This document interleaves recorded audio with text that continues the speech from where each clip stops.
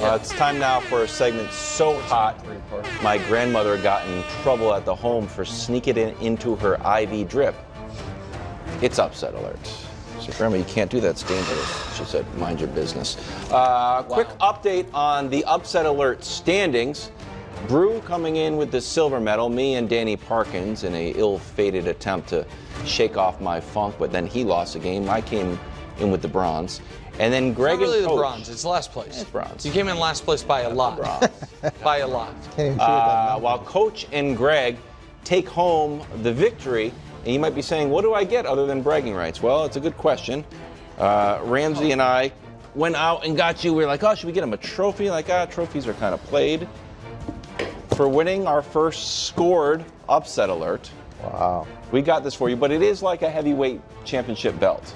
You don't get to keep it home. You can lose it pretty much next week, probably. No, you can't lose it during at the end of the. This is like the MVP. It's a regular season. Yeah, it's a regular thing, right? season. We're gonna have a new competition with a new award for the playoffs. Congratulations. Wow. This is Punxsutawney Phil. This is going right next to my Super Bowl ring. No, you can't. Look at that.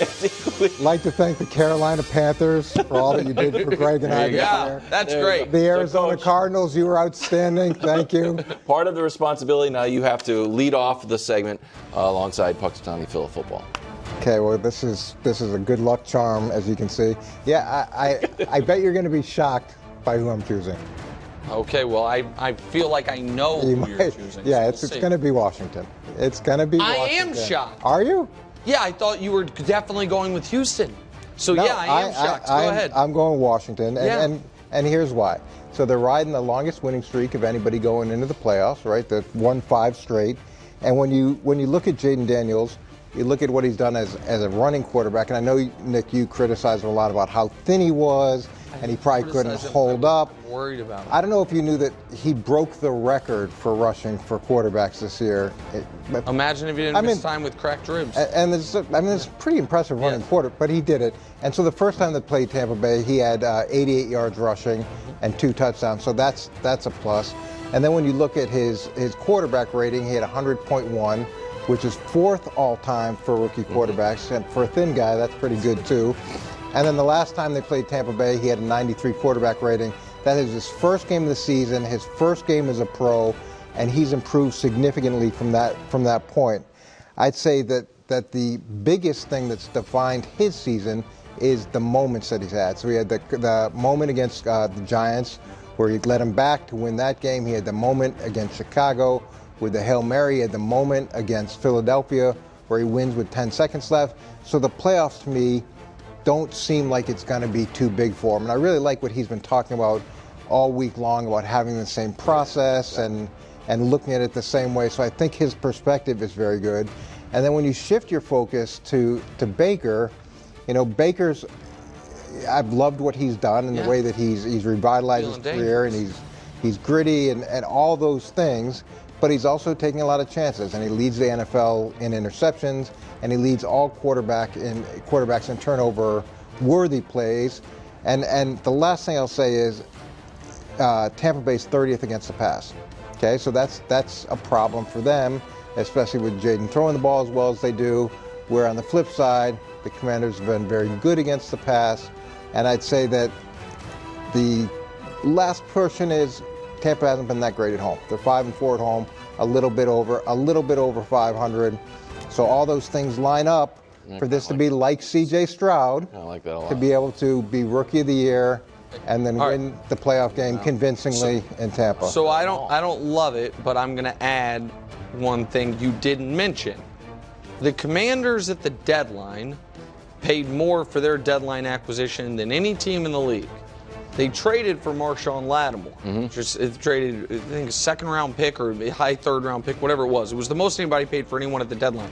Lattimore had the bum hamstring and wasn't able to play for a big bulk of the season. But he's back. Here's why I bring it up. Marshawn Lattimore is really known for 2 things. One, he's been pretty awesome for about a decade. The other one is he and Mike Evans just seemingly can't stand each other. And they used to play twice a year every year in New Orleans.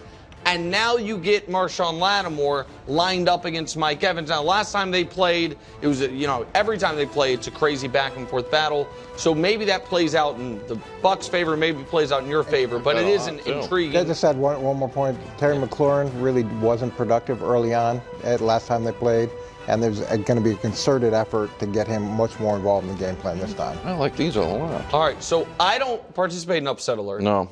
Probably a good thing. It's the only way you're holding that thing. It would have been that much right embarrassing. now. But Brew does, obviously. Yes. He's not here today.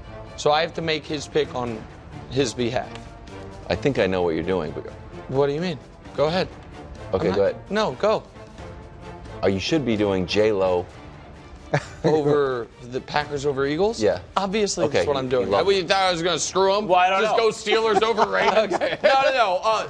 What did they write? Jay, no, you didn't. Love upsets Philly. And this is where Brew would say a bunch of nonsense about how Philly actually is not that good and how the Packers actually, even though they can't beat a good team all year, it's going to change this week, and how he still really believes in a Super Bowl pick. I don't believe any of that. Well, you didn't prep anything for Brew? Wow. I'm not going to. I thought you were going to prep the whole thing and deliver Brew's. Okay, you want me to full screens. All right, you want me to give you Brew's full thing? I'll give you Brew's full thing. Here's why the Packers are going to go into Philadelphia and get the win. First of all, check on Philly's vibes lately. Not great ever since they didn't let Saquon get get the rushing title. Secondly, Jordan Love, all he does is win round one playoff games. Walks into Dallas, gets a win. Now walks into Philadelphia, gets a win. Lastly, Nick, you're always saying you look at the coach, look at the quarterback. What coach do you trust more in this, Nick? Matt LaFleur or Nick Sirianni? And that's where I'd be like, well, I guess it's Matt LaFleur. Exactly. Yeah. That's why the Packers are going to win. He'd say all this stuff. Here's the thing. His heart hasn't been in the Packers all year. I know. And every time we talk NFC, he prefaces it with a really mealy mouth. Now, my pick's still the Packers, but here's why the Lions are great. Here's why the Eagles are great. Yeah. But he told us earlier in the week it was Packers, so Okay, his pick's so he'll get credit for that. All right. Now it's time for the original Puxatawny Phil of football to deliver his upset alert. coaches. Remember the origin of upset alert, okay? An alert. Okay.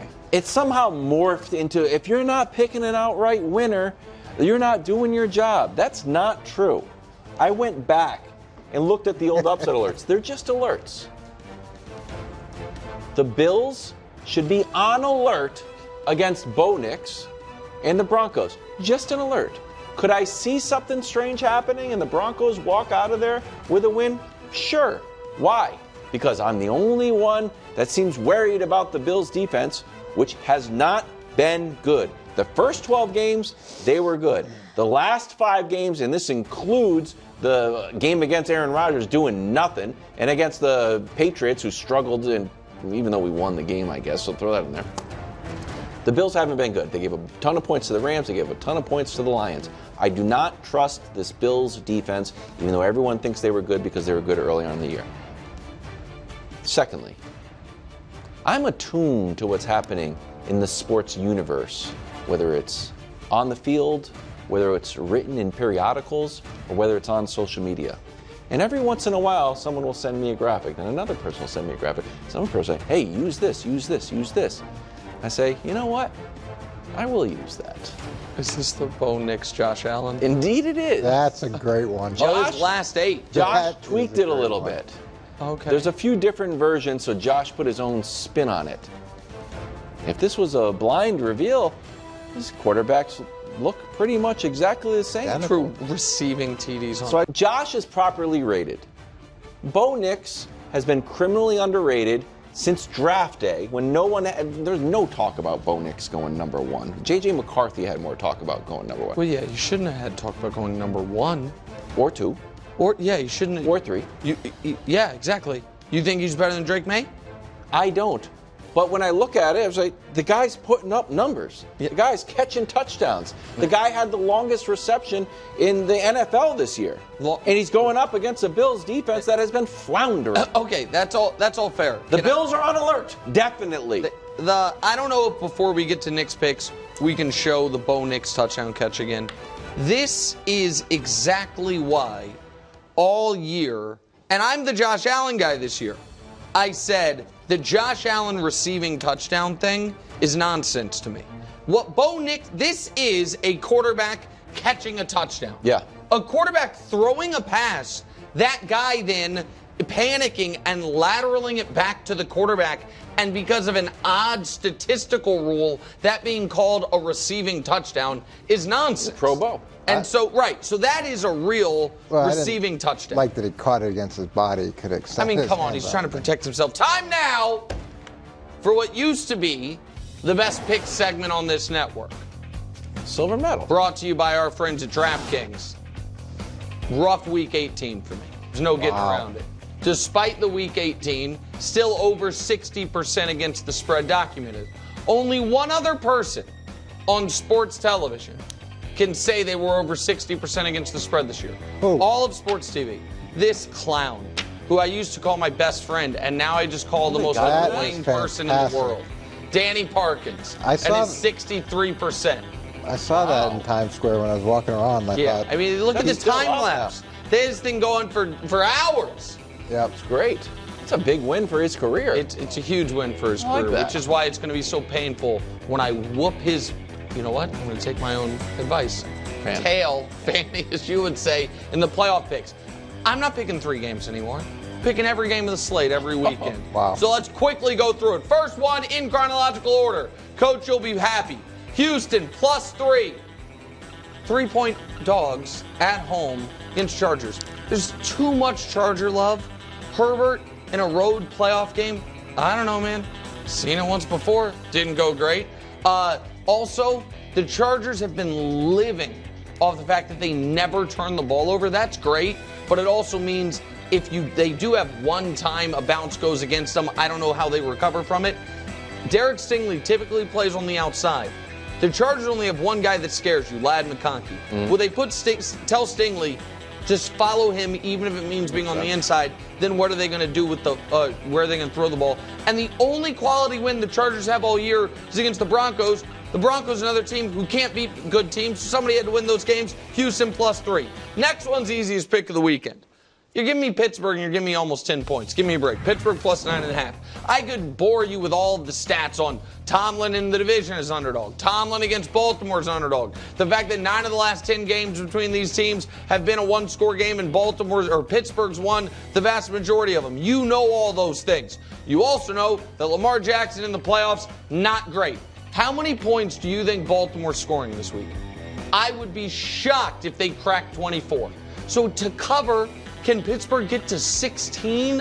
I think so. Maybe. Pittsburgh +9.5. Next, I'll lay the 8.5 with Buffalo. Listen, in order for Denver to cover the 8.5, they better score at least 24. They might need to score 30. Buffalo loves getting overmatched round 1 opponents in their building and dropping 30+ on them. They do it every single year. Again, I'm going to bore you guys with the rookie quarterbacks on the road stat. 3 rookie quarterbacks in NFL history have won road playoff games. 3 ever. Russ, Sanchez, Flacco. That's the list. Broncos, since October, the Broncos have beaten the Chiefs backups, the Colts, Cleveland, the Raiders, and Atlanta when they were starting Kirk Cousins. They are not ready for this level of competition. I'll lay the 8.5. Last 3, I'll go quickly. Philly -4.5. This line should be 7, flatly. I would be very surprised if the Eagles don't win by a touchdown. I'll lay the 4.5 with Philly. Sorry, Coach. Tampa -3. All the rookie quarterback stuff still applies. We can go on to the next one. And